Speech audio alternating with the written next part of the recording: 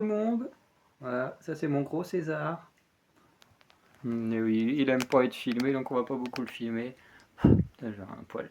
Et mon Loki, voilà, qui bientôt n'aura plus la collerette. Si je refais des vidéos avec eux ici, il se retrouve, voilà, dans les prochaines vidéos, il aura plus la collerette, puisque normalement on l'enlève début de semaine prochaine. Voilà. Parce que pour ceux qui n'auraient pas vu la vidéo sur Balls Up, ouais, c'est ça, sur Balls Up. Voilà, ils ont eu des puces il n'y a pas longtemps, du coup lui il s'arrachait carrément tous les poils qu'il avait sur le corps. Du coup on l'a traité, on lui a mis la collerette pour empêcher qu'il s'arrache les poils, et là on voit qu'il a quand même bien récupéré du poil, hein. Je peux vous dire qu'il y a quelques semaines il avait vraiment quasiment plus rien. Mais bon, en tout cas, lui, dès que je suis là, tout de suite il passe son temps sur mes épaules. Si je l'écoutais, je pourrais même pas sortir d'ici, hein. Il serait tout le temps sur mes épaules. Dès qu'il est à la maison, parce que comme on a des chats qui s'entendent pas, du coup il varie entre ici et la maison une semaine sur deux. Dès qu'on est là-bas, pareil, soit c'est lui qui me colle dès que je suis dans le salon, si je suis dans ma chambre, c'est César qui me colle. Bref, la vie avec les chats, c'est pas toujours simple. Mais voilà. En tout cas, aujourd'hui on va parler de Blanche-Neige. Mais pas du Blanche-Neige auquel vous pensez, hein. De toute façon, la photo qui apparaît là sera forcément une des photos qui sera sur la miniature, donc vous vous en doutez que ce n'est ni la version originale, ni la version de Kristen Stewart et Chris Hemsworth, ni la version de Gal Gadot et je sais plus le nom de l'actrice, j'ai totalement oublié son nom, bref. Parce que des versions d'Alice, pourquoi? Enfin, techniquement, des versions d'Alice au Pays des Merveilles aussi, il y en a plein, que ce soit en film ou en série. Mais des versions de Blanche-Neige aussi, il y en a plein, dont une qui est sortie cette année, je crois en début d'année. Une petite version d'animation qui d'ailleurs, j'en reparlerai un jour quand j'aurai un appartement, sur mes projets de faire, vous savez, j'en ai parlé une fois, maintenant ça doit faire plus d'un an, presque 2 ans maintenant. Avec mon mémoire et tout, j'ai jamais eu le temps de prendre le temps justement de visionner plein de films ou séries. Mais voilà, j'ai un projet qui viendra où en fait on décortiquera, ou enfin plutôt on comparera les œuvres qui traitent du même sujet, donc toutes les œuvres, un maximum d'œuvres qui traitent je sais pas, de Blanche-Neige, un maximum d'œuvres qui datent de Cendrillon, un maximum d'œuvres qui traitent des Trois Mousquetaires, ou etc. De l'île au trésor, puisque techniquement la planète au trésor adapte aussi l'île au trésor, donc voir un petit peu, voilà, tous ces genres de trucs, et de compiler, voir un peu ce qui est bien, ce qui est pas bien, pourquoi pas de lire également les bouquins d'origine, histoire aussi de comparer un petit peu en termes d'adaptation, également entre les œuvres en elles-mêmes. Bref, c'est un truc que j'ai envie de faire avec le temps, mais comme j'ai dit, ça demande beaucoup de travail, parce que ça demande parfois de lire les œuvres écrites à l'avance, donc ce qui permettrait, c'est bien, de lier ma chaîne de lecture et ma chaîne de cinéma. Mais ça demande aussi à visionner pas mal de films, pas mal de séries, et puis faut aussi avoir envie de se taper plein de Blanche-Neige ou plein de Trois Mousquetaires ou je ne sais quoi à la suite, ou du moins dans la même période.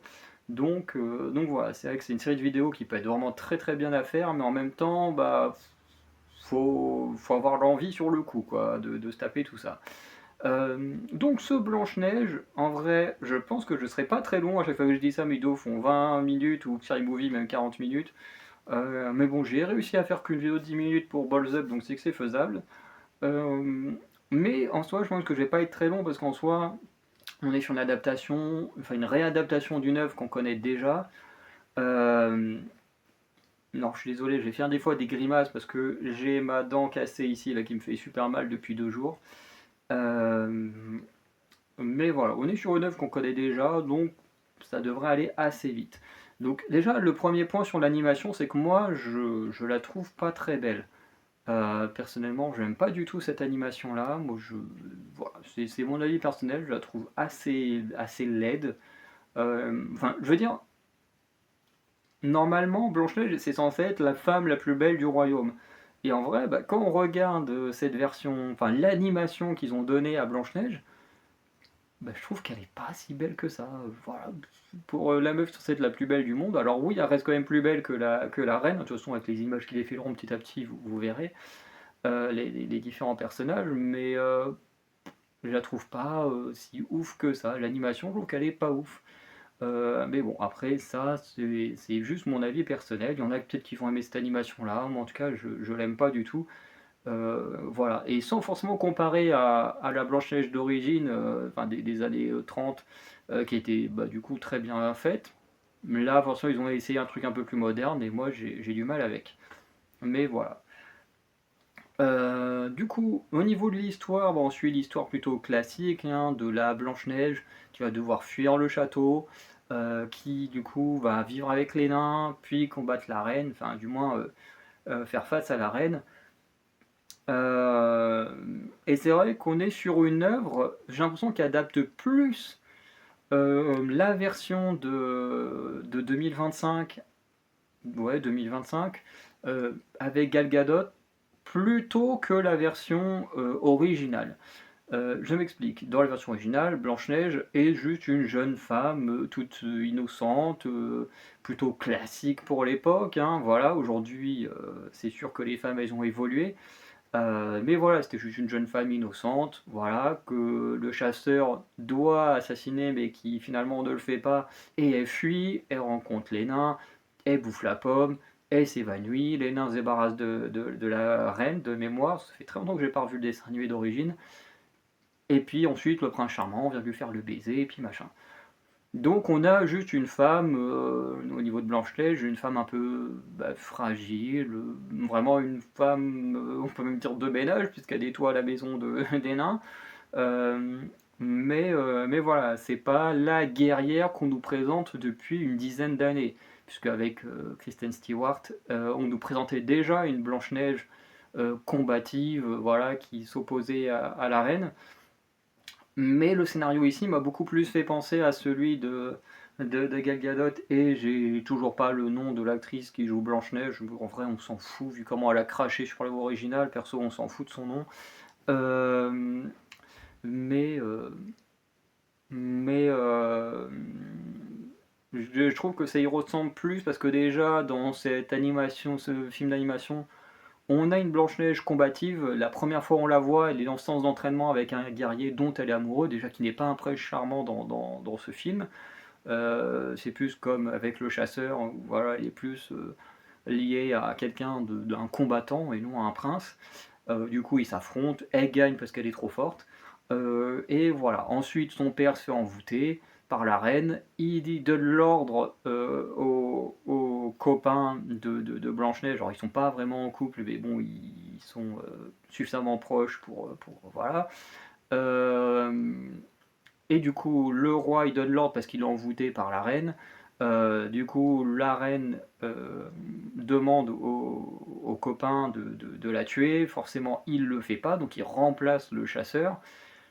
Ensuite, Blanche-Neige elle fuit de l'autre côté de la rivière parce que apparemment de l'autre côté de la rivière, le miroir ne peut pas voir ce qui s'y passe.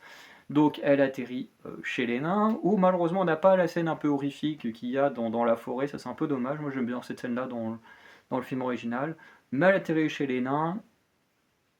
Les nains sont un peu différents, alors ils ressemblent vraiment à des nains, d'ailleurs il y a une femme dedans, il y a 6 hommes et une femme parmi les nains. Au lieu d'avoir des noms comme Simplet, Hatchoum, tout ça, ils ont des vrais noms. Voilà, bon, certains ont des noms de pierre, d'autres des noms plutôt normaux. Ça, je reviendrai dessus après pour certains trucs. Euh, et, euh, et voilà, elle vit là-bas.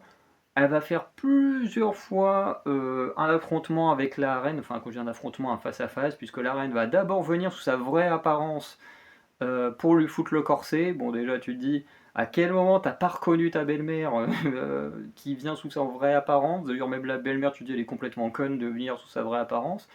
Du coup, elle part. Elle revient sous forme d'enfant où elle lui fout le peigne dans les cheveux. Voilà, donc à chaque fois, des objets magiques qu'elle lui envoie. Encore une fois, Blanche, elle s'en sort.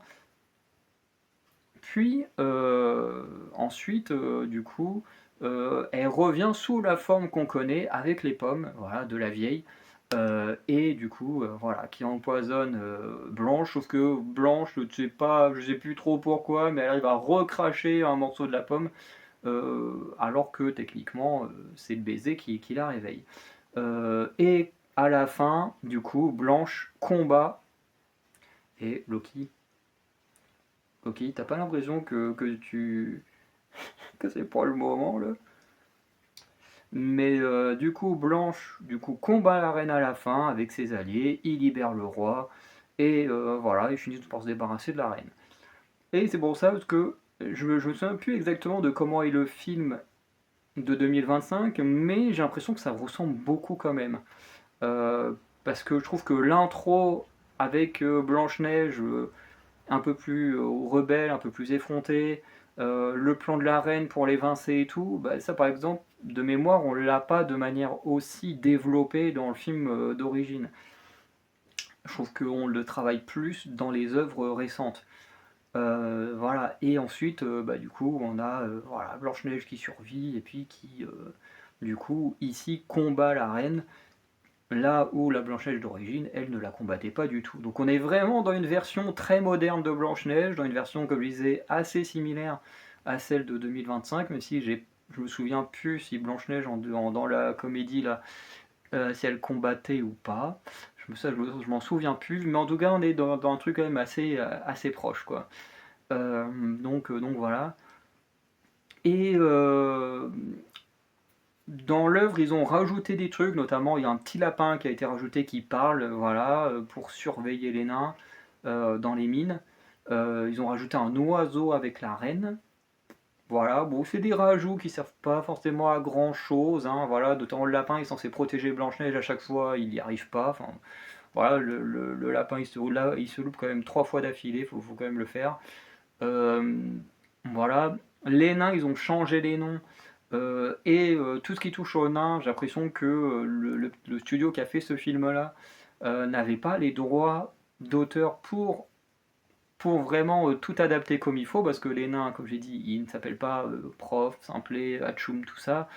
Et notamment, ils ne chantent pas la chanson des nains, du EO, machin, quand ils sont au boulot là. Euh, Ça, ils ne le chantent pas non plus. Ils le fredonnent, mais ils ne le chantent pas. Et pour moi, ça montre que, en fait, ils n'avaient pas forcément les droits de reprendre tout ce qu'il y avait dans l'œuvre originale.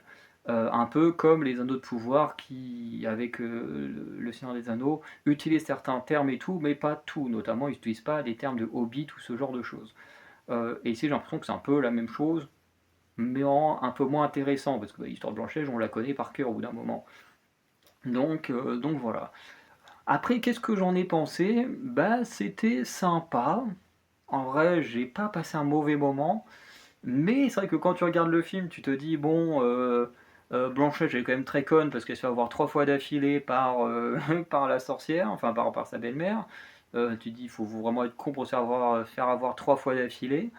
Bon, les nains, ils sont sympas, mais ils sont pas aussi cool que ceux d'origine. Bon, la belle-mère, bon, voilà, elle est sympa, hein, mais bon, elle est vraiment la caricature de la méchante, de la narcissique et tout ça. Et ça, c'est un peu dommage parce que ils auraient pu nous la vendre comme une femme normale et qui, du coup, plonge dans la folie. Là, non, c'est vraiment du début à la fin, juste une caricature du méchant. Et puis, on cherche pas à aller beaucoup plus loin, donc ça, c'est un peu dommage. Mais voilà, sinon, ça se regarde, c'est sympa. Ça vaut pas le film original, mais bon, après, ça reste sympa. Pour moi, il y a quand même une logique qui tient la route, c'est que Blanche-Neige est quand même plus jolie que sa belle-mère dans ce film-là. Parce que je suis désolé, mais il y a certaines versions des films autour de Blanche-Neige où bah, les Blanche-Neige sont clairement moins jolies que les belles-mères. Je sais plus si c'est dans la version avec Kristen Stewart ou Kristen Stewart et Blanche-Neige et la belle-mère, je crois que c'est Charlize Theron ou un truc comme ça. Genre tu dis à quel moment Kristen Stewart est plus jolie que Charlize Theron. Enfin, alors après c'est mes goûts personnels, hein. J'ai rien contre Kristen Stewart, hein. C'est une actrice que j'aime bien, même si bon, elle n'a pas fait que des bons choix de films, mais c'est une actrice que j'aime bien. Euh, mais à quel moment, à quel moment on se dit elle est plus jolie que Charlize Theron? Pour moi ça marche pas. Bon, à l'inverse, pour le film de 2025, je trouve que l'actrice là, que tout le monde déteste, qui est une connasse, Je la trouve par exemple, elle, plus jolie que Gal Gadot. Voilà, quand tout le monde est en mode dans Blanche-Neige de 2025, oui, Gal Gadot est plus jolie, ça marche pas. Bah, personnellement, moi je trouve que Gal Gadot, elle est pas si jolie que ça, hein. Alors c'est mon avis personnel, je trouve que c'est une mauvaise actrice, je trouve qu'elle est pas si jolie que ça. Après, elle a quand même son charme, hein. Je dis pas qu'elle est absolument moche, mais je trouvais que l'actrice qui joue Blanche-Neige, je trouvais que pour le coup, elle était quand même plus jolie que Gal Gadot. Ça n'empêche pas que ça reste une très mauvaise personne, hein, avec des très mauvais propos par moment. D'ailleurs, j'en ai fini par oublier son nom tellement c'est pas quelqu'un que j'ai envie de garder dans mon cœur, mais je trouvais quand même qu'elle était plus jolie que Gal Gadot. Encore une fois, c'est mes goûts personnels, hein, et voilà. Euh, Après, je préfère quand même soutenir une Gal Gadot qui certes est une mauvaise actrice, mais au moins elle va pas cracher sur les œuvres sur lesquelles elle travaille. Ça pour moi c'est déjà un très bon point quand tu joues dans des films, c'est quand même de respecter un peu les œuvres dans lesquelles tu joues, surtout que tu as quand même signé un contrat. La plupart du temps tu lis le scénario avant, donc tu sais à quoi t'attendre. Donc pourquoi tu y vas si tu détestes le truc à la base, enfin, vraiment je comprends pas. Mais bon, en tout cas il n'y a pas besoin d'aller beaucoup plus loin. C'est une version revisitée du conte et surtout du dessin animé d'origine. Je dirais pour moi même plus du film de 2025 et personnellement j'ai pas eu très envie de me le refaire une deuxième fois juste pour vérifier. Il faudra que je le mette une deuxième fois quand je ferai ma vidéo sur tous les Blanche-Neige que je trouverai en streaming et tout ça. Donc voilà, je pense que deux fois ça me suffira. Donc voilà, en tout cas c'est sympa. C'est pas une catastrophe, c'est sympa. Mais voilà, on n'arrive pas à la cheville du film original. Voilà. En tout cas, n'hésitez pas à me dire ce que vous avez pensé si vous avez vu ce petit film là. Et sinon, bah, je vous souhaite une bonne journée, une bonne soirée. Je vous dis à très bientôt pour de nouvelles vidéos. Ciao tout le monde.